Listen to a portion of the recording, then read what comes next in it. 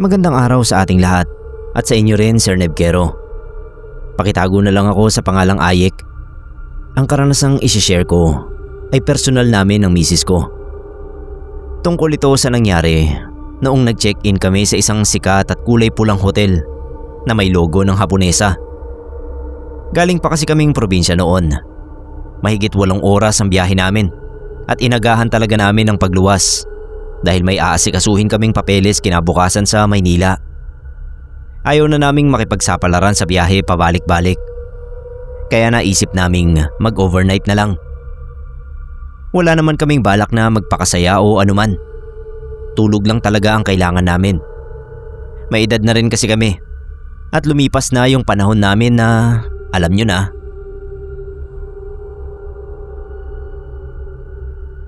Normal naman ang lahat nung una. Malinis yung lobby. Maayos kausap yung receptionist. Card key na pala ang ginagamit ngayon sa mga hotel. May nakasulat pang non-smoking room. 3rd floor ang kwarto namin. Humiga kami agad, pagod na pagod.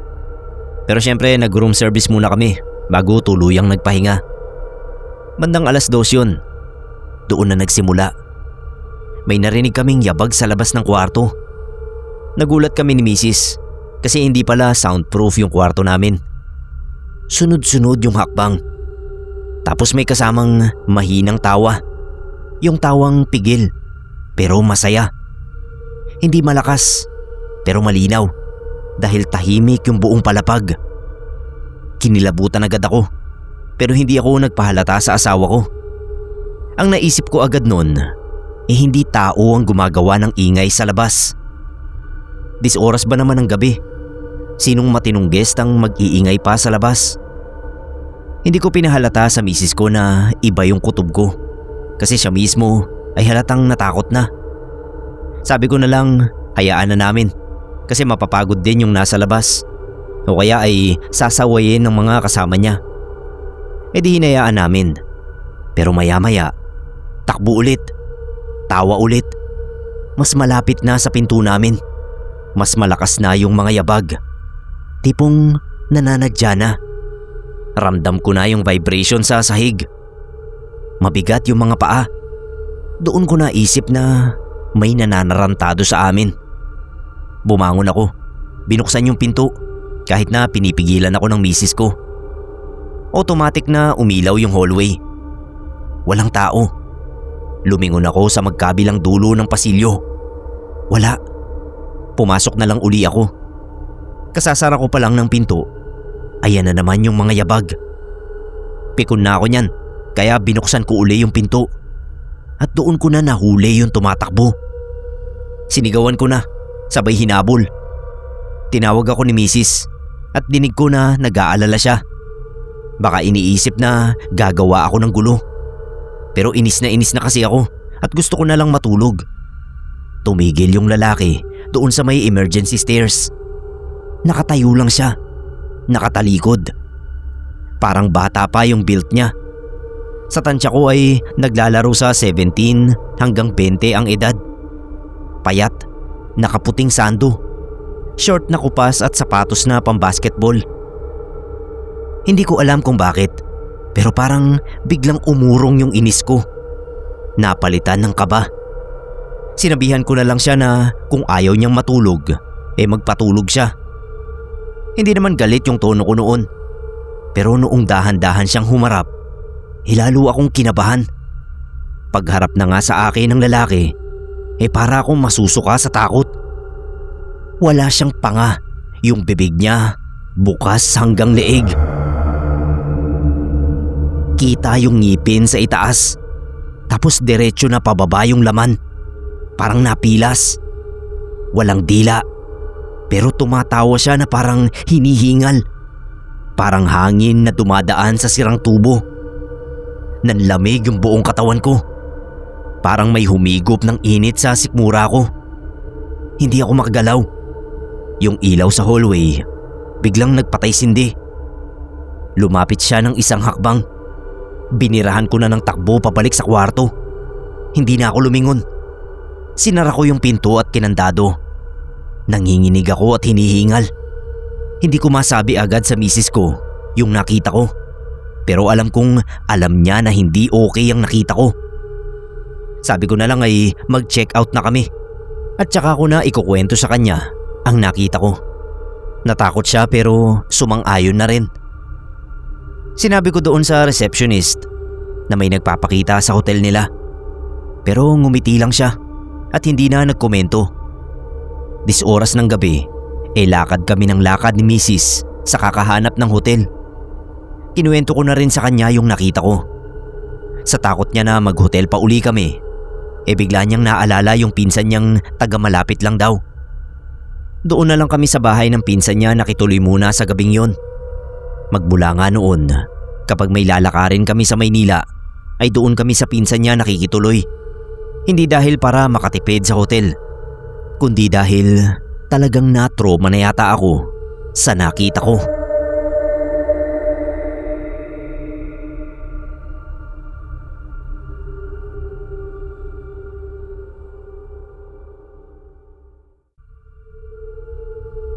Matagal nang hiwalay ang Mama Mary ko at Papa Franco ko. PK na lang po ang name na ilagay mo dito sa kwento. Taga Valenzuela po ako. Itong ibabahagi ko ay karanasan ng aking Mama Mary. High school lang ako noon nang manirahan kami sa Cubao.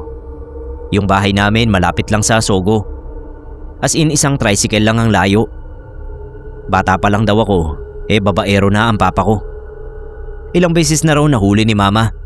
Pero lagi raw nagmamakaawa sa kanya, kaya pinapatawad niya. Noon kasi ay ayaw daw ni Mama na maging broken family kami. Ganoon na raw kasi ang pamilyang pinagmulan niya. Alam niyang kawawa raw ang bata dahil yun ang naranasan niya. Sa kaso nga lang ng pamilya ni Mama, yung nanay niya naman daw ang nagloko. Kaya naman pinagtiisan niya raw si Papa para hindi mawasak ang pamilya namin. Isang gabing nagpaalam na mag-o-overtime si Papa, may nangyari raw kay Mama na noon niya lang naranasan. Mahimbing na raw siyang natutulog noon. Nanaginip daw si Mama na may kasama na namang babae si Papa. Sa panaginip daw ay gustong sugurin ni Mama si Papa at ang kasama nitong babae. Papasugod na raw siya sa mga taksil nang may parang puwersang humawak sa kanya. Nung magising daw si Mama, nagulat siya dahil nakita niya yung katawan niyang nakahiga sa kama. Sinubukan niya raw na bumalik doon sa katawan pero hindi niya raw magawa. Sa pag-aakalang panaginip lang ang nangyayari, ay sinubukan niya raw lumabas ng bahay. Tumagos daw siya sa kisame at nang makatungtong sa ibabaw ng bubong, nakita niya raw si Lolo, yung tatay Ponce ni Mama ko. Kinakausap daw siya ng kanyang ama. Sinabi raw na may katarantaduhan na namang ginagawa si Papa. Tinawanan lang daw ni Mama ang tatay niya. Pero nung magseryoso daw ang mukha nito, ay naniwala siya. Sinamahan daw siya ni Lolo kung nasaan si Papa. Lumipad daw sila at nakita ni Mama ang kagandahan ng Cubao tuwing gabi. Nung huminto raw sila sa Sogo, gusto nang magising ni Mama.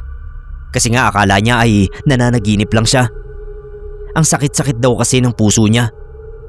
Alam na raw kasi niya na kung doon nga gumagawa ng katarantaduhan si Papa, malamang na nambababae na naman daw ito. Sabi ni Mama nang makita daw ng tatay niya yung itsura niya, nalungkot daw ito. Pero sinamahan pa rin daw siya sa loob ng Sogo. Hinatid daw siya ng tatay niya sa kwarto kung nasaan si Papa at ang babae nito. Habang nakalutang sa kwarto, ay kitang-kita raw ni Mama ang ginagawa nung dalawa. Iyak daw siya ng iyak. Sinabi daw ng tatay niya na hiwalayan na ang asawa. Sinabi rin daw ni Lolo na alam nito na ilang beses na raw pinatawad ni Mama si Papa. Sapat na raw yun. Tama na raw ang pagtitiis ni Mama. Pagkasabi daw noon ni Lolo Ponce kay Mama, sinamahan daw siya ni Lolo pabalik sa kanyang katawan. Pagkamulat ni Mama, ay kinurot niya ang magkabilang braso niya. Nung makumbinsing gising na siya, ay lumabas daw siya agad ng bahay at naghanap ng tricycle na maghahatid sa kanya sa Sogo. Ilang oras din daw niyang hinintay si Papa at yung babae nito. Nang makita raw niya yung dalawang lumabas sa hotel, pabulong daw siyang nagpasalamat kay Lolo Ponce. Huling-huli raw niya sa akto ang dalawa. Magkahawak raw ang kamay at ang tatamis pa ng ngiti sa isa't isa. Hindi raw nag-eskandalo noon si Mama. Kahit gusto raw niya na manakit ay nangibabaw ang pag-intindi niya sa kapwa babae na baka biktima lang din ni Papa Franco. Sinabi raw niya kay Papa na wag nang magpapakita sa kanya kahit kailan. Kunin na lang daw nito yung mga gamit sa bahay at maghiwalay na sila. Katulad daw ng madalas na gawin ni Papa, nagmakaawa daw ito kay Mama. Pero kahit ano raw ang gawin ni Papa, ay hindi na daw talaga ito pinatawad ni Mama. Yun din po ang dahilan kung bakit sa Valenzuela na kami naninirahan. Hindi kasi kasal ang Mama at Papa ko. At pagmamay-ari ni Papa ang bahay kung saan kami nakatira noon. Humingi lang daw si Mama noon kay Papa ng 1 buwan para makapaghanap ng matutuluyan namin. Pagkatapos noon ay hindi na uli siya nagpakita sa Papa ko. Yung karanasan ni Mama kung saan lumabas ang kaluluwa niya sa katawan niya ay hindi na raw naulit, kaya hindi niya na nakita pang muli ang kaluluwa ni Lolo Ponce.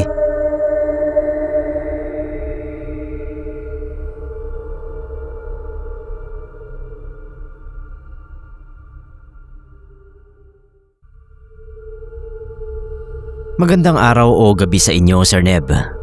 Tawagin niyo na lang po akong Bill. May share sana akong karanasan namin sa inyo ng ex ko. Matagal na itong nangyari, pero ngayon ko lang ikukwento sa inyong channel dahil bagong tuklas ko lang itong Pinoy Creepypasta. Sana pala rin pa rin na mapasama sa palabas nyo. Nag-check-in kami sa Sogo ng girlfriend ko noon na tawagin na lang nating Mira. Pareho kaming galing sa trabaho. Ako sa warehouse na pinapasukan ko noon sa Pasay. Tapos siya naman ay sa isang sikat na salon. Pagod kami pareho. Pero gusto muna sana naming mag-solo kahit papano. Kaya nga sa hotel muna kami tumuloy. Pagpasok ay sinara ko syempre pa yung main door. Nilak at sinalpak pa yung safety latch. Sinigurado ko yun dahil OC ako sa mga ganyang bagay. Nilibot ko yung paningin ko. Naghahanap ng palatandaan na may hidden camera. Pero wala naman. At ayun na nga, naligo ako. Sumunod si Mira at alam nyo na yung mga sumunod na eksena. Hanggang sa may narinig kaming lagitik. Nagkatinginan kami pero hindi namin pinansin. Tuloy ang ligaya. Maya-maya may maliit na tunog na naman. Parang tunog ng latch na ginalaw. Si Mira ang napahinto. Ako tuloy lang sa ginagawa ko. Pinahinto ako ni Mira. Pinipigilan na niya ako pero tuloy pa rin ako. Kaya lang ako tumigil talaga dahil tunog na ng binubuksang pinto ang narinig ko. Mabagal na parang dahan-dahan na hinihila yung malangit-ngit na pinto. Umalis agad ako sa ibabaw ni Mira at inabot yung boxes habang nakatutok ang mga mata ko sa pinto. Pero hindi pala roon nagmumula yung tunog, kundi sa banyo. Napansin ko lang nang tinuro yun ni Mira. Nakaawang yung pinto. Hindi ko sana papansinin kung hindi lang sinabi ni Mira na sinarado niya yung pinto ng banyo pagkatapos niyang maligo. Ayaw raw kasi niyang makita yung inidoro habang may ginagawa kami dahil mawawala siya sa mood. Sabi ko na lang baka maluwag yung panara kaya bumukas. Sinara ko na lang uli at siniguradong maayos ang lapat ng bolt latch. Bumalik ako sa kama at tinuloy ang ginagawa. Halata kong nawala sa mood si Mira pero ginawa ko ang lahat para ganahan siya uli. Noong game na uli siya, ayan na naman yung putragis na panirang lagitik. Ang malala ay mas malakas na at halatang sinadyang lakasan para mapansin namin. Sabay kaming napalingon ni Mira sa mismong pintuan. Hindi yun bumukas ng tuluyan pero gumalaw ang doorknob. Kita ko kung paano yun umikot ng bahagya. Para bang sinusubukan mula sa labas. Para akong nangilo noon. Sa isip ko baka may nagbabalak na pagnakawan kami. Tumayo agad ako. Nilapitan ang pinto at sumilip sa peephole.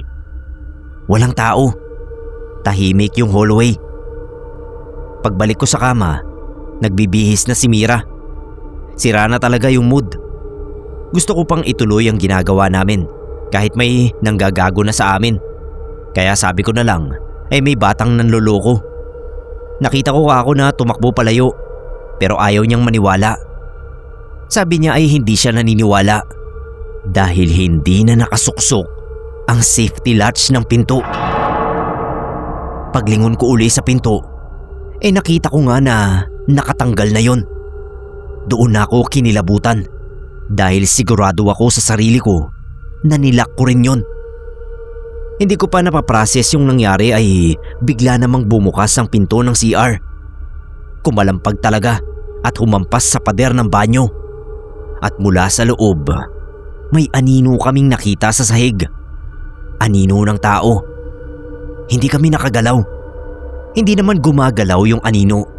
Pero yung isipin na may iba kaming kasama roon, kahit alam namin na kami lang talaga ang naroon, ay sapat na para manigas kami sa takot.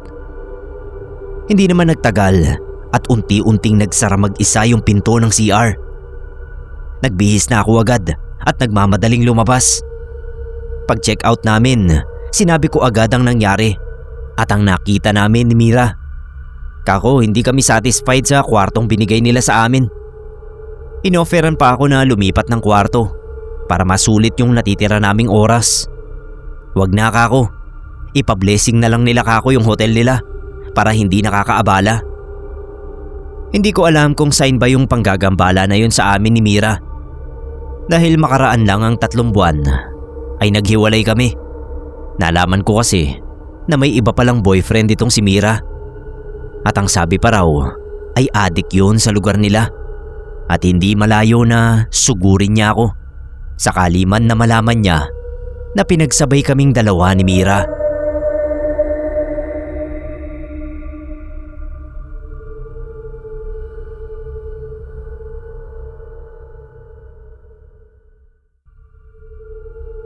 May kwentong kababalaghan po ako na isi-share sa inyo. Nagkaroon ng nakawan sa apartment na tinutuluyan ko noon. Napasok ang unit ko at may ilang mahalagang gamit ang nakuha. Nadistrongka yung lock ng pinto at hindi yun pinalitan ng landlord ko. Sabi niya bukas na lang daw. Tumuloy daw muna ako sa isang bakanting unit nila. Natakot na ako noon kasi yung unit ko nga nadistrongka ang lock. Baka ganoon din sa iba pang unit. Takot na takot talaga ako noon. Pero parang wala lang sa kanila dahil hindi naman daw ako nasaktan o ano. Nagkasagutan kami. Kaya ora mismo ay umalis ako sa apartment nila. Wala akong matutuluyan noon na agad-agad. Kaya nag-check-in muna ako sa malapit na Sogo. Bit-bit ko talaga noon yung mga gamit ko. Buti na lang din at kakaunti lang yon at walang malalaking furniture. Eto na nga. Hindi ko alam kung anong oras yon. Busy kasi ako sa pagbabrowse ng mauupahan. Nagulat na lang ako nung biglang tumunog yung telepono. Sinagot ko agad ang tawag kasi alam kong sa reception lang naman yun. Sabi ng receptionist ay i-confirm niya lang daw yung pinapa-room service ko. Hindi ko raw kasi nabanggit kung ano ba talaga yung kailangan ko. Tapos naputol na yung tawag. Nalito ako kasi hindi naman ako tumatawag. Sabi ko na lang ay baka ibang kwarto ang may kailangan kasi hindi naman ako tumatawag. Nagsorry yung kausap ko at tinapos na rin namin yung tawag. Binaliwala ko at bumalik na sa paghahanap ng apartment na malapit sa workplace ko. May ilang minuto lang, tumawag uli yung telepono. Pagsagot ko, nag-good evening muna yung receptionist. Binanggit niya yung room number ko. Tinatanong niya kung yun nga ba ang room number ng tinatawagan niya. Tama naman kaya umuuwa ako. Tapos sabi niya, may tumawag uli sa kanila na galing sa kwarto ko. Hindi raw nagsasalita at humihinga lang. Parang binobosesan sila. Lumabas daw ang number ng kwarto ko sa system nila. Kaya alam nila na sa kwarto ko nang gagaling ang tawag. kahit walang nagsasalita. Nanlamig ang buong batok ko. Hindi ako nakasagot at feeling ko noon ay may nakatingin sa likod ko. Nagsalita ang receptionist at tinanong kung anong kailangan ko. Pinilit ko lang na magsalita noon kasi lalo akong kinikilabutan sa sobrang katahimikan ng kwarto. Sabi ko ay hindi ako tumatawag dahil busy ako sa ginagawa ko. Tapos eto na, sabi ba naman sa akin ng receptionist, baka yung kasama ko raw ang tumatawag. Wala naman akong kasama. May narinig pa akong nagsalita sa background noong receptionist at ang sabi ay wala nga raw akong kasama na nag-check-in. Sabi ng kausap ko, may naririnig daw siyang nagwi-whistle sa side ko. Parang katabi ko lang daw. Binabaan ko sila ng telepono at dali-daling tumakbo palabas. Nakayapak talaga ako noon. Buti na lang at second floor lang ang hotel room ko, kaya madali akong nakababa sa reception. Pagdating doon ay nag-uusap yung dalawang receptionist. Tapos nakita ako noong isa na nag-assist sa akin at tinuro ako sa kasama niya. Pagtingin sa akin ng isa pang receptionist ay halata yung takot sa mukha niya, kaya lalo akong natakot nun. Nagtanong agad ako sa kanila kung ano yung nangyayari. Kung ano lang yung sinabi nila sa akin sa phone, ayun lang din ang sinabi nila. May tawag nga raw ng tawag sa kanila. Tapos may pumipito pa sa kwarto ko, kaya akala nung kausap ko may kasama ako. Mangiyak-ngiyak na ako noon dahil sa sobrang takot at ayokong bumalik sa kwarto ko. Pero ayoko rin naman lumipat ng ibang kwarto dahil mag-iisa lang din ako. Nang istorbo talaga ako ng mga kaibigan ko ng 10 oras ng gabi para lang samahan nila ako sa hotel. Mabuti na lang at yung isa kong kaibigan ay mas minabuti pang patuloyin na lang muna ako sa bahay niya kesa siya ang pumunta sa hotel dahil natakot din siya. Iniwan ko na lang muna yung mga gamit ko sa hotel at nag-grab na lang ako papunta sa bahay ng kaibigan ko. Hindi ko talaga malilimutan yung karanasan kong yun. Magmula noon ay hindi na ako nag-check-in sa kahit na anong hotel kapag ako lang mag-isa.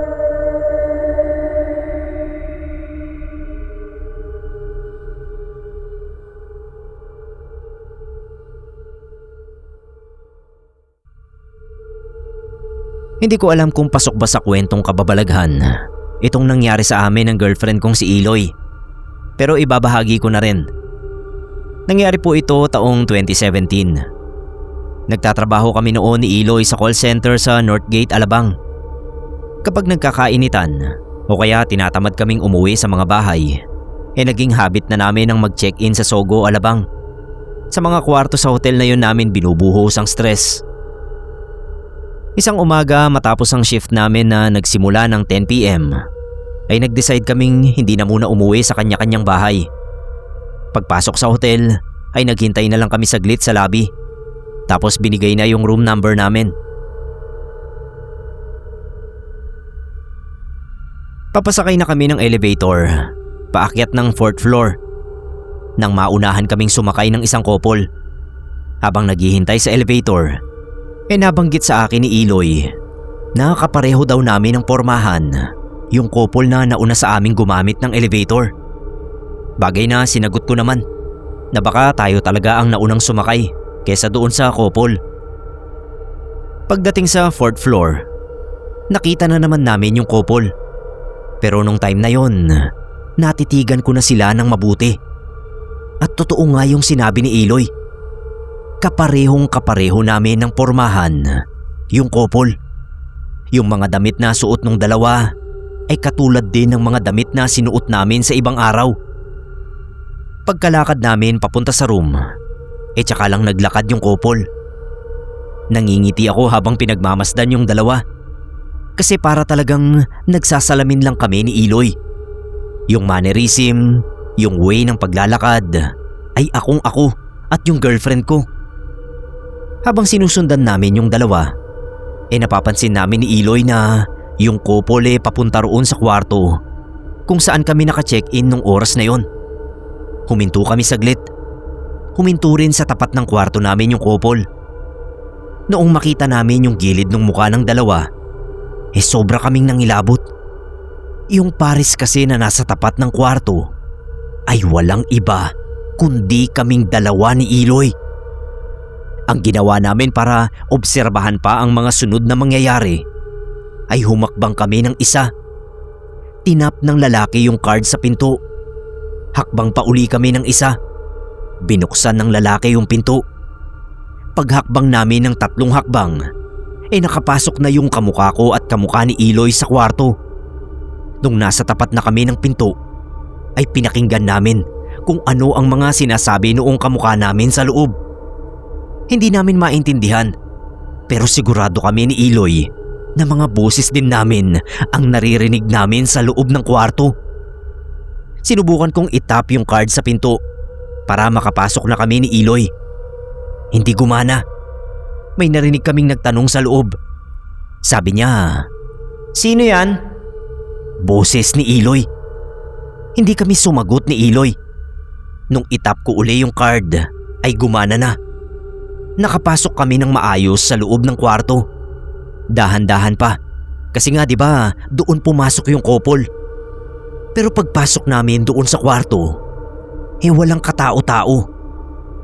Walang mga gamit o ano doon sa kwarto. Kapareho lang ng tipikal na bagong linis na hotel room. Pinag-usapan namin sandali yung weird na pangyayari. Habang nag-uusap kami, ay may narinig kaming nagtatap sa pinto. "Sino yan?" tanong ni Iloy. Doon na kami lalong kinabahan. Sisilipin sana ni Iloy yung peephole, pero pinigilan ko siya. Sabi ko wag na. Baka kami kako yung mawala at baka mapalitan kami ng hindi totoong kami. Natawa si Iloy na may halong konting kaba. Nagawa na lang naming tawanan yung pangyayaring yon. Bembang to the pro max ang ginawa namin ng jowa ko nung araw na yon. Hindi kami nagpatinag sa kung anumang kababalaghan ang nangyari nung araw na yon.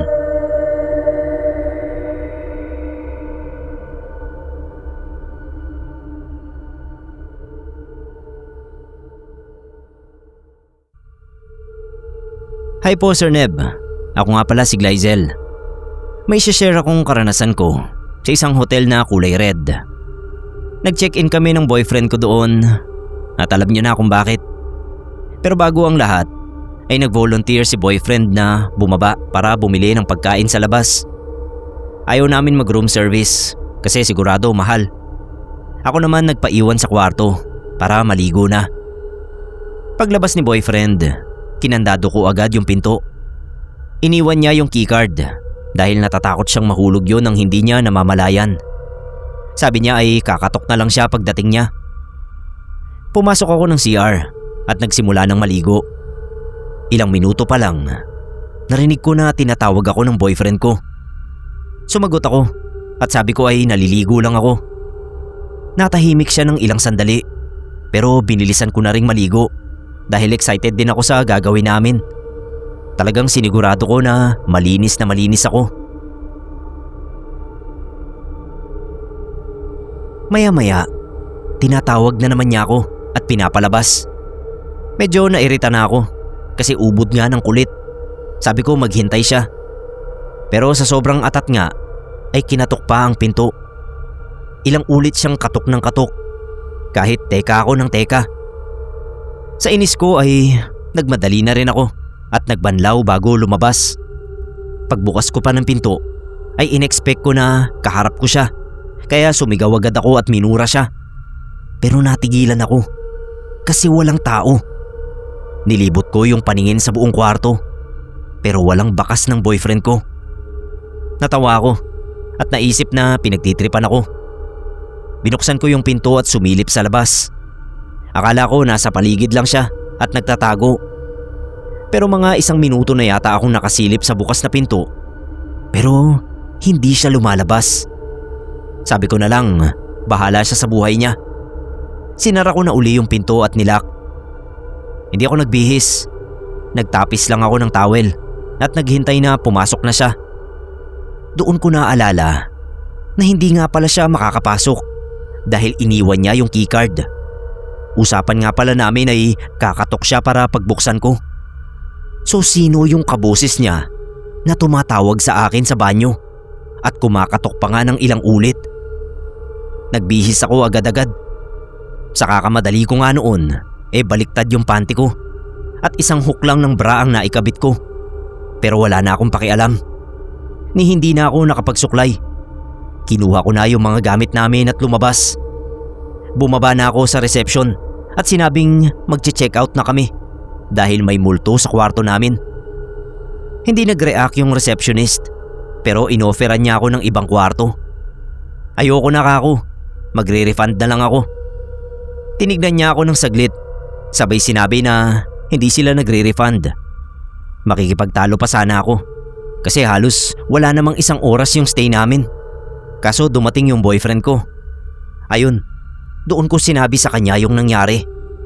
Ayaw niya pa nga na maniwala sa akin. Tapos yung receptionist, narinig ko pang sinabi sa kasama niya na mukhang nakiligo lang daw ako at nang scam kaya gusto ng refund. Muntik na akong mapaaway roon kung hindi lang hinila na ako ng boyfriend ko para umalis. Mangiyak-ngiyak na ako noon habang nagkukwento sa kanya. Hanggang ngayon talaga ay kinikilabutan ako kapag naaalala ko yun. Kaboses niya kasi talaga yung nakikipag-usap sa akin mula sa labas ng banyo.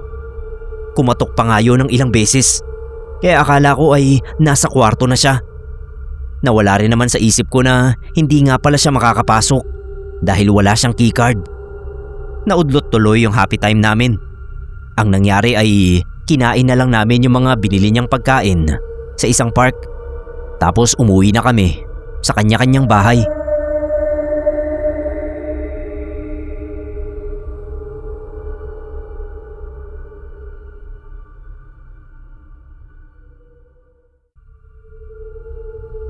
Good evening po Sir Neb at sa lahat ng nakikinig sa Pinoy Creepypasta. Gusto ko po sanang ibahagi itong karanasan ko nung minsang magawi ako sa Pampanga. Ako nga pala si Ethan, 28 years old, nakatira sa Santa Cruz, Manila. Nangyari itong nakakatakot kong karanasan noong ako ay 21 years old pa lang. May babae akong minahal noon na taga Pampanga. Patay na patay ako Sir Neb. Nakilala ko si Pauling noon sa Facebook. Nagandahan ako kaya inad ko. Swerte namang interesado kaming pareho sa pagsusulat at pagbabasa. Kaya naman nagkasundo agad kami. Palitan ng picture, selfies at kung ano-ano pa.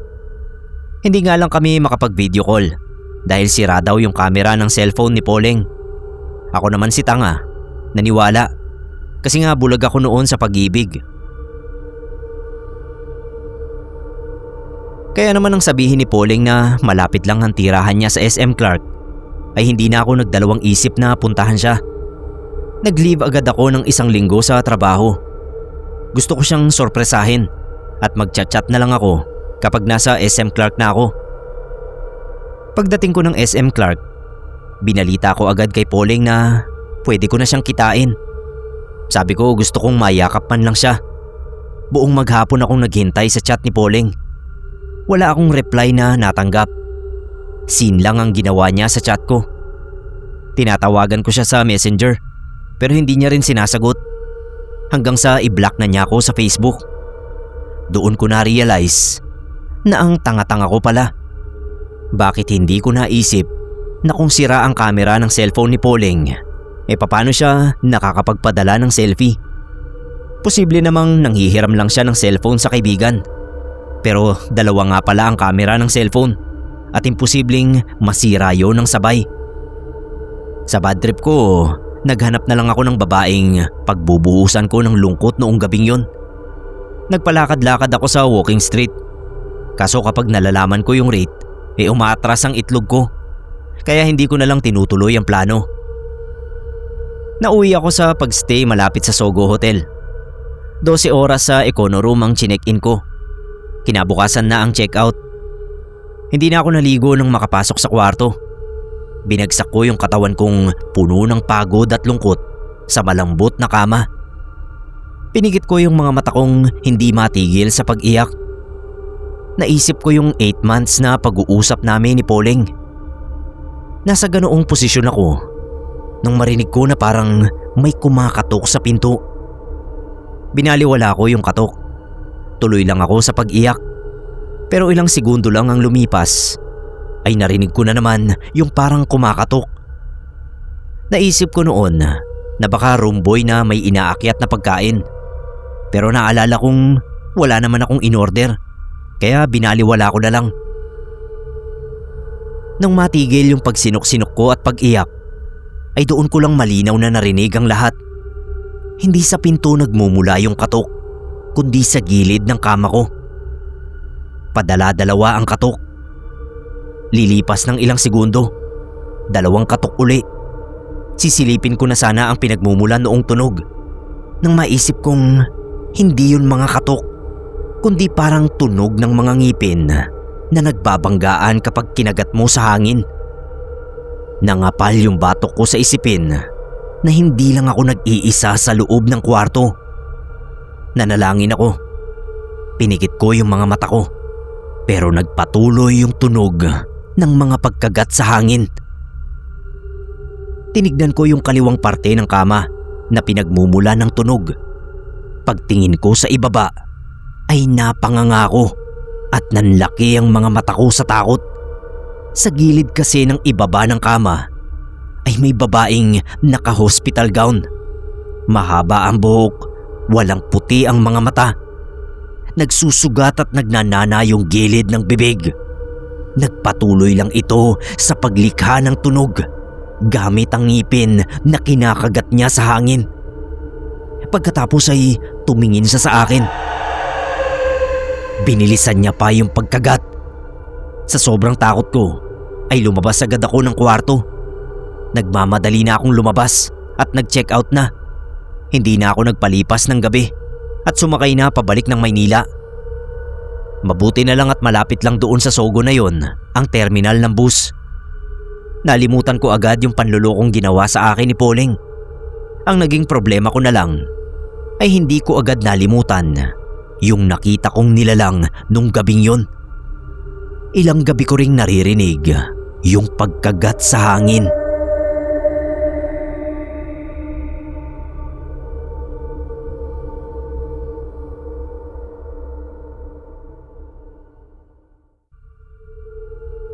Hi Sir Neb, pagbati sa lahat ng kapwa ko listeners.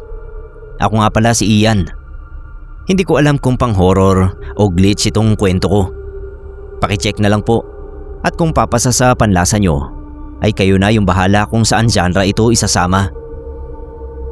Mag-isa lang ako noon nung nag-check-in ako sa Sogo.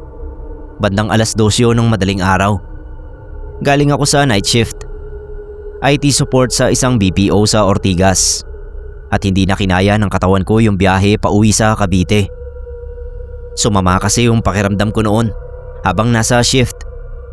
Magpapahinga lang sana ako sa sleeping quarters. Kaso hindi naman ako komportable roon dahil may ibang natutulog at pumapasok na walang konsiderasyon. Kaya naisip kong umuwi na lang. Kaso nga lang ay hindi ko na kinaya kaya napa-check-in na ako.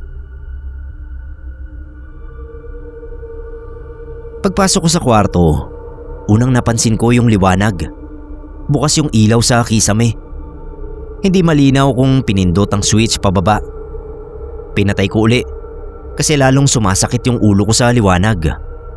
Nag-off naman, kaya humiga na agad ako. Sinipa ko na lang yung sapatos ko para mahubad. Hindi ko na alam kung anong oras yon. Bigla akong naalimpungatan dahil sa sobrang liwanag. Yung tipong parang may spotlight na nakatutok sa mukha mo. Dahan-dahan akong dumilat. Pero pagmulat ko, madilim yung kwarto. Nakapatay yung ilaw. Walang ilaw sa CR. Walang ilaw sa hallway na pumapasok sa ilalim ng pinto. Napacheck ako ng oras sa phone ko. Pero nalimutan ko na nga kung anong oras yon. Pumikit na lang uli ako at tinuloy ang naudlot na tulog ko. Hindi ko na inisip kung saan galing yung liwanag. Basta pumikit na lang uli ako at doon na ako nanaginip. Sa panaginip ko, gising daw ako sa kama. Pero yung itsura ng kwarto, parehong kurtina, parehong TV na naka-off, parehong aircon na may mahinang ugong. Ang kaibahan lang, may liwanag na nanggagaling sa bintana kahit alam kong sarado ang kurtina. Unti-unti raw na nahawi yun na parang hinihila mula sa labas. At mula nga sa labas ng bintana ay may nakatingin sa akin. Silhouette lang yung naaaninag ko kasi parang sa likod niya nagmumula yung liwanag. Hindi siya tao, hindi rin siya malinaw na hayop. Ang pinaka tumatak sa akin, sobrang lapit ng mukha niya sa salamin na halos nakadikit na. Hindi ko maipaliwanag ang features ng nilalang na yon. Basta alam kong hindi yun tao. At yung ulo niya, bahagyang nakatagilid. Para bang sinusuri ako. Hindi yun kumikilos. Nakatitig lang sa akin. Sa panaginip ko, gusto kong gumalaw. Pero parang naka-freeze yung katawan ko. Para bang sleep paralysis. Alam ko na ganoon ang nangyayari. Pero ang kakaiba, ramdam ko yung liwanag. Hindi mainit pero masakit sa mata. Kaya napapikit ako. Pagdilat ko, naka-on ang ilaw sa kisame. Gising na ako. At ang pinagtaka ko roon, nakaupo ako sa gitna ng kama at wala nang pang itaas. Doon ako kinabahan at biglang bumilis ang tibok ng puso ko. To the point na hiningal ako. Pinilit kong ikalma ang sarili ko. Sabay lingon sa bintana. Sarado pa rin yung kurtina. Walang kahit anong anino. Hindi na ako nakatulog nun. Himalang nawala yung sama ng pakiramdam ko. Kaya tumayo ako at binuksan yung TV kahit walang pinapanood. Para lang may ingay. Paminsan-minsan napapatingin ako sa bintana na parang may hinihintay. Pero wala na ngang nangyari. Namalayan ko na lang na umaga na. Dahil nakita ko sa gilid ng screen ng TV. Napatingin uli ako sa bintana. Nakahawi na yung kurtina. Pero alam ko naman na hindi ako ang naghawi nun. Pumalik yung takot na nararamdaman ko nung mapatingin ako sa salamin ng bintana. May bakas ng kamay at muka doon sa bintanang yon. Ang nakakapangilabot, imposibleng mangyari yon kasi nasa mataas na palapag ako ng building. Malabong may makakagawa noon ng ganoon kabilis. Puwera na lang siguro kung si Spider-Man ang gumawa nun. Doon bigla kong naalala yung napanaginipan ko. Pero paanong nangyari yon? Nangyari siya sa totoong buhay. Nagmadali na ako. Inayos ko na yung mga gamit ko. Tapos nag-check out na. Umuwi na ako ng Cavite para sa bahay na lang ituloy yung pahinga ko. Hanggang ngayon iniisip ko pa rin kung panaginip lang ba ang lahat ng yun. Gawa ng minsang pagod na pagod ang utak ko. Kaya naghalo na yung gising at tulog. Pero tuwing maaalala ko yung liwanag, malinaw sa isip ko kung gaano kasakit yun sa mata.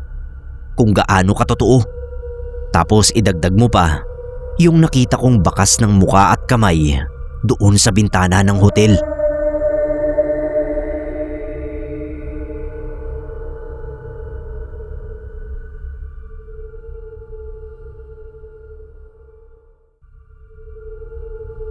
Magandang araw po, Sir Neb. Tawagin niyo po ako sa pangalang Villanueva. Hindi ko ginamit yung first name ko dahil ayaw ko sa pangalan ko.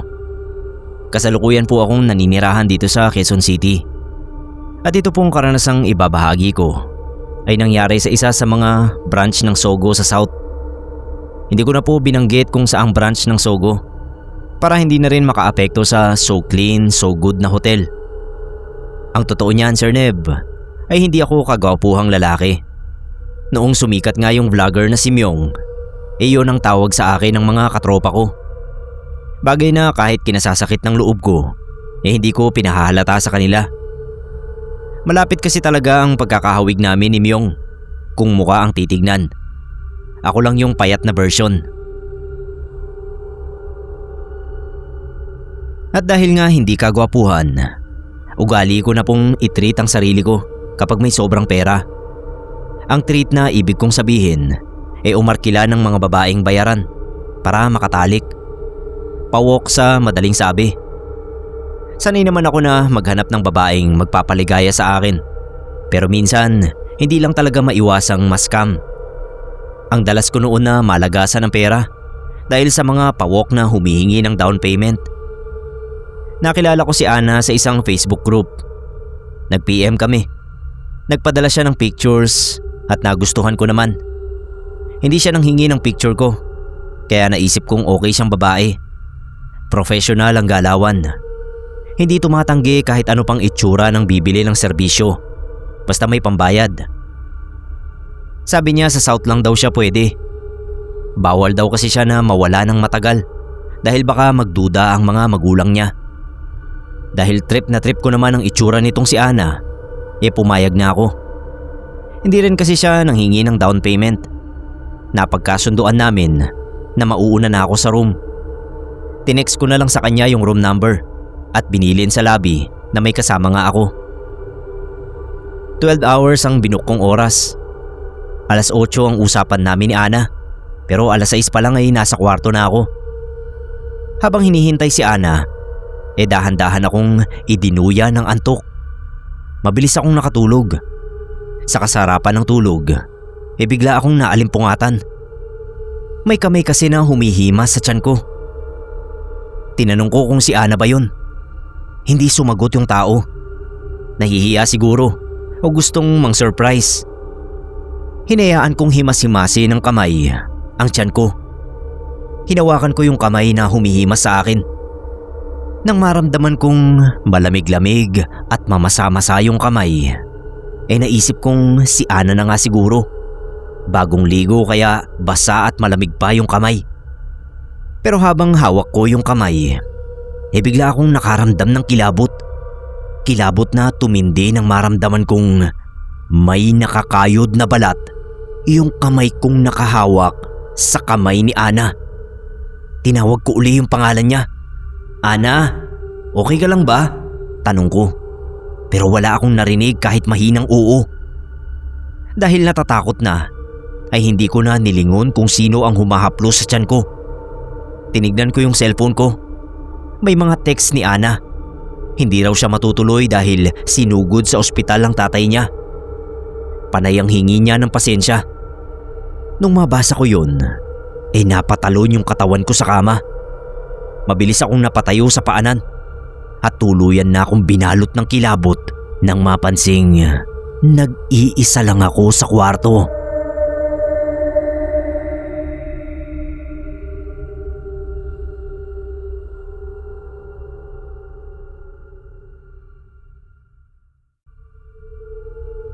Hindi ko na siguro malilimutang pangyayari sa buhay ko noong nag-check-in ako sa Sogo dahil sa trabaho para sa isang private company. Pinadala ako ng opisina sa Maynila at hindi praktikal umuwi sa amin sa Bulacan araw-araw. Kaya nag-weekstay ako sa isang Sogo malapit sa main branch ng kumpanya. Sagot naman nila ang lodging, kaya walang problema. Yun ang akala ko.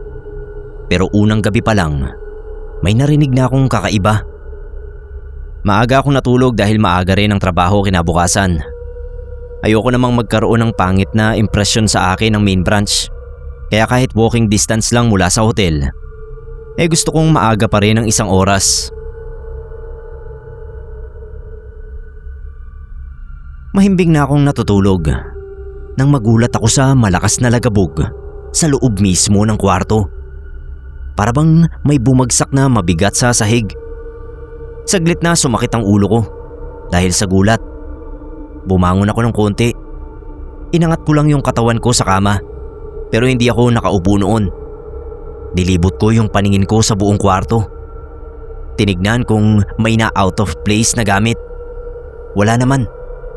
Nahiga na lang uli ako at inisip na baka nananaginip lang ako. Kinaumagahan, normal day. Naligo ako, nagbihis, nagpa-room service at dumiretso na sa opisina. Lumipas ang work hours. Pinadinner muna ako ng mga boss sa main branch bago ako pinauwi. Ang gandang simula ng trabaho. Pero muli, akala ko lang yon. Dahil habang naliligo ako, may narinig na naman ako na lagabog. Mas malakas. 2 beses na parang may binagsak sa sahig. Tapos binuhat para lang uli ibagsak. Pinatay ko yung shower at nakinig.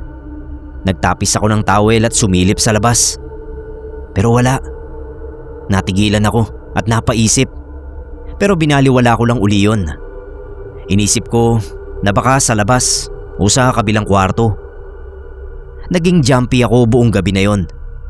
Napraning ako dahil hindi mawala sa isip ko na 2 ulit ko nang narinig yung parehong lagabog. Yung akala kong panaginip ko lang nung nagdaang gabi, mas malinaw ko nang narinig sa ikalawang gabi. 2 ulit pa. Natulog ako na bukas yung TV. Nilagay ko sa isang channel na puro comedy ang palabas. Maayos naman ang naging tulog ko. Pero pagkagising ko kinabukasan ay nakikiramdam pa rin ako. The usual. Pumasok ako, nagtrabaho at bumalik sa hotel. Pero ginabihan ko na talaga. Sinigurado kong maliligo at matutulog na lang talaga ako. Nagmamadali akong maligo noon. Tapos binuksan ko yung TV at nahiga na. Malalim na yung gabi at nakatulog na ako nang may lumagabog na naman. Nagising talaga ako at napaungol pa ng konti. Yung tipong sigaw na pigil. Paano ba naman? Sa lakas ng lagabog, halos maramdaman kong umuga yung kama. Sumakit na naman yung ulo ko dahil sa biglaang paggising. Pero gaya ng mga naunang gabi, walang kakaiba sa kwarto. Tumawag na ako sa front desk at nagreklamo. Sabi nila wala raw ibang reklamo. Fully booked ang buong floor pero tahimik naman daw. Hindi ako makapagpalipat ng room. 1 linggo ang booking ko. Bayad na ng kumpanya at ayokong magmukhang maarte. Ika-4 na gabi, mas maaga kong narinig yung kalabog. Maaga kasi akong umuwi dahil na rin sa Zoom meeting sa mga boss ko sa Bulacan. 9:00 pa lang yun. Tandang-tanda ako. Okay na sana kasi biglang focused ako sa meeting. Nawala na sa isip ko yung mga kababalaghan sa kwarto ko. Nang biglang may kumalabog sa may bandang aparador. Nahuli ko mismo yung pinto. Nang umalog yun na parabang may tumama mula sa loob. Napahinto ako sa pagsasalita. Tinignan ako ng mga kausap ko sa screen. Nag-excuse muna ako para i-check yung aparador. Sinadya kong lakasan pa yung volume ng meeting para may marinig akong ibang tunog at nang mabawasan kahit papano yung kaba ko. Lumapit ako sa aparador at binuksan yun. Bukod sa ilang mga damit ko at maleta, wala naman yung laman kaya sinara ko na lang uli. Pagbalik ko sa harap ng laptop, may lagabog na naman. Dinig yun mismo ng mga boss ko. Nagulat sila at napatanong dahil nga sa lakas noon. Sa mismong pinto ng kwarto yon, parang may katawan na sumalpok. Para bang binangga. Natahimik lang ako habang nakatingin sa pinto. Sa isip ko kung tao yun na may kailangan ay kakatok o kaya naman ay aalis na lang kung aksidente lang siyang napahampas sa pinto. Hindi ko alam kung gaano katagal akong naghintay lang kung may lalagabog pa uli. Pero naalis lang ako sa pagkatulala nang tawagin ako ng boss ko. Tinanong nila ako kung anong nangyayari at doon ko na kinuwento sa kanila ang nararanasan kong panggagambala. Sila ang nagsuggest na ililipat ako ng kwarto. Siyempre hindi na ako tumanggi. Nakagalitan pa nga ako ng konti dahil bakit hindi raw ako nagsasabi. Ilang araw na pala akong nagagambala. Ang kaso fully booked yung Regency at Executive rooms na mas ideal para sa natitira pang ilang araw kong stay sa hotel. Nahiya na akong mang-istorbo pa kaya sabi ko hayaan na lang at okay lang naman as long as hindi ako sinasaktan. Tinapangan ko na lang. Pagkatapos ng meeting ay binuksan ko yung TV at nilakasan ng volume. Naka-headset din ako at nakikinig ng mga kanta para wala talaga akong marinig na ibang tunog. Pang-5 gabi, hindi na talaga ako tumagal sa kwartong yun. Ganito kasi yung nangyari. Nasa CR ako noon at dumudumi. Naka-headset at nakikinig ng mga kanta. Bukas ang TV. Kung tutuusin ay wala na talaga akong maririnig na ibang tunog. Pero siguro nainis sa akin yung entity o espiritu o anuman. Dahil hindi niya ako mapaalis kung yun man ang intensyon niya. Ang ginawa niya ay sunod-sunod na kinalabog ang pinto ng banyo. Bilang nasa loob nga ako, edi dinig ko yung lagabugan. Tapos nag-vibrate pa talaga yung kalampag. Ramdam ko yung bawat lagabog sa dibdib ko. Parang kasabay ng tibok ng puso ko. Ang malala pa ay hindi yun huminto. Alam niyo yung parang gusto niyang buksan ang pinto. Doon na ako sumigaw. Inalis ko yung headset at nagmura. Sabi ko, "Oo na, solohin mo na tong kwarto. Sunugin ko pa to eh." Pagkatapos noon, ay biglang tumahimik. Grabe na yung taas ng balahibo ko nun. Naunsyami yung pagdumi ko, pero naghugas pa rin ako. Kinakabahan akong magbukas ng pinto kasi baka nagalit siya sa pagsigaw ko at biglang magpakita sa akin. Kaso alangan namang magkulong ako sa banyo. Ang ginawa ko na lang ay ni-loudspeaker ko yung cellphone ko at nagplay ako ng gospel songs. Sabay nagdasal ako ng The Lord's Prayer. Pabigla akong binuksan yung pinto, sabay takbo palabas. Doon ko lang napansin na nakapatay na yung TV. Hindi na ako nagpabebe. Inimpake ko na yung mga gamit ko. Sa totoo lang ay nakaredy na rin naman ako. Dahil nga na-anticipate ko nang darating din ako sa punto na hindi ko nakakayanin yung mga pagpaparamdam sa akin. Nakaayos na yung mga gamit ko. Bibit-bitin na lang. Lumabas na ako at nagreklamo sa reception. Sinabi kong sa buong stay ko ay ginagambala ako ng multo sa kwartong binigay nila sa akin. Hingi ng pasensya yung receptionist at sinabing first time daw nilang narinig ang reklamo ko sa lahat ng naging guest nila. Hindi na ako nakipagtalo. Humingi na lang ako ng ibang kwarto. Kahit yung pang short time lang ng mga magjowa. Total 3 araw na lang naman ang ilalagi ko sa hotel. Kaya ko nang tiyagain yung maliit na kwarto. Ang mahalaga ay may matutulugan akong maayos at walang nangiistorbo. Nilipat nga ako sa mas maliit na kwarto. Pero okay lang. Mas napayapa naman ako roon. At hindi na nagambala ng leching roommate ko. Pagkatapos ng 1 linggo, natapos ang project. Nakapag-check out din ako sa wakas. Tinatanggi pa rin noong receptionist na may nanggugulo nga sa nauna kong kwarto. Pero syempre, hindi naman talaga aamin yun. Pero hindi talaga niya ako mapapaniwala. Kaya naman bago ako umalis, tinanong ko yung housekeeping kung may history ba yung kwartong yun. Kung may dati bang nagreklamo. Tumingin muna siya sa reception bago sumagot sa akin. "Sir, madalas po talagang may nagpapalipat kapag napupwesto dyan sa kwartong yan. Sinasabi lang namin na fully booked na."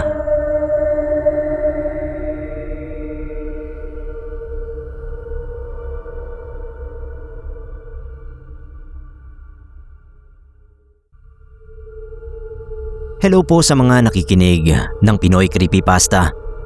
Ito pong kwentong pinadala ko ay karanasan ng kaibigan kong si Rodel noong kasagsagan ng pandemic. Maikli lang po ito, kaya sana ay ma-narrate nyo. Isa sa mga frontliner ang kaibigan kong si Rodel noong pandemya. Ang trabaho niya, nurse sa isang pampublikong ospital. Durugan daw ang shift noon dahil kinukulang na ang mga ospital sa medical staff. May mga nagdo-double shift na at meron pa nga na nagti-triple shift para lang mapagsilbihan ng mga kababayan nating tinamaan ng COVID. During COVID daw, hindi na siya umuuwi ng bahay para rin makaiwas sa mga taong posibleng carrier ng virus. Ang tinutuluyan niya raw ay isang kilalang hotel na madalas pasukin ng mga couple tuwing araw ng mga puso.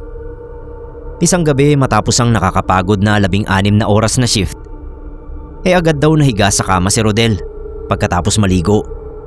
Sa sobrang kapaguran, wala pa raw 5 minuto ang lumipas ay nakatulog na siya. Nung magising siya at tignan ng cellphone, 3:00 na ng madaling araw.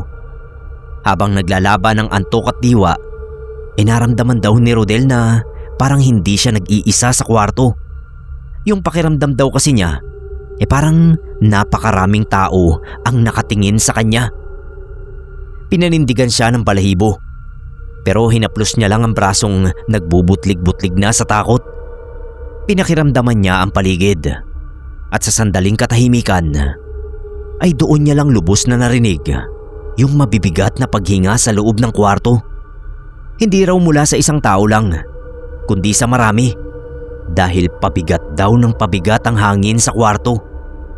Kumakapal daw yung lamig na bumabalot sa balat ni Rodel. Tapos yung mga paghinga ay naging ugong daw na parang nagmumula sa mga taong naghihirap sa sakit at mamamatay na. Sa sobrang takot, dahil gusto niyang masigurong siya nga lang ang tao sa kwarto, ay nilakasan niya raw yung brightness ng cellphone.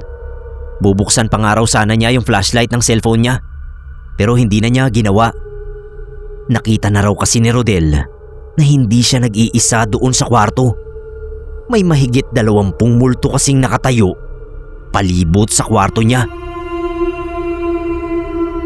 Malulungkot daw ang mga mata. May mga bata pa raw at matatanda. Umiiyak. Hindi pa raw siguro tanggap ang kanilang mga kamatayan. Ang ginawa raw ni Rodel, kahit kumakabog na sa takot ang dibdib niya, ay kinausap daw niya yung mga kaluluwa sa loob ng kwarto. Sinabi raw niyang wag na siyang takutin para makapagpahinga na siya ng maayos. Para rin daw makatulong pa siya sa pagliligtas ng buhay ng iba. Humingi rin siya ng pasensya doon sa mga kaluluwa. Pinanalangin niya ang mga ito. Pagkatapos manalangin ay unti-unti raw gumaan ang bigat na sandaling na malagi sa loob ng kwarto. Nabawasan daw ang lamig na kumapit sa kalamnan at buto ni Rodel. Nawala rin daw ang mabibigat na paghinga. Muli siyang nakatulog. At kahit daw kaunting oras lang ang naitulog ni Rodel, para raw kumpleto ang tulog niya nang magising siya kinaumagahan. Ayon sa mga nakausap ni Rodel, hindi naman daw siguro galing sa Sogo yung mga kaluluwang yon. Siguro daw ay nadala ni Rodel doon mula sa ospital na pinagtatrabahuhan niya. Siguro hindi na rin daw talaga nila alam kung saan sila pupunta. At dahil nga may third eye yung kaibigan ko, kaya naramdaman nila na sa kanya sila dapat sumama. Malaking tulong daw yung ginawa ni Rodel na pagdarasal. Kasi kahit papano ay nagkaroon daw sila ng direksyon.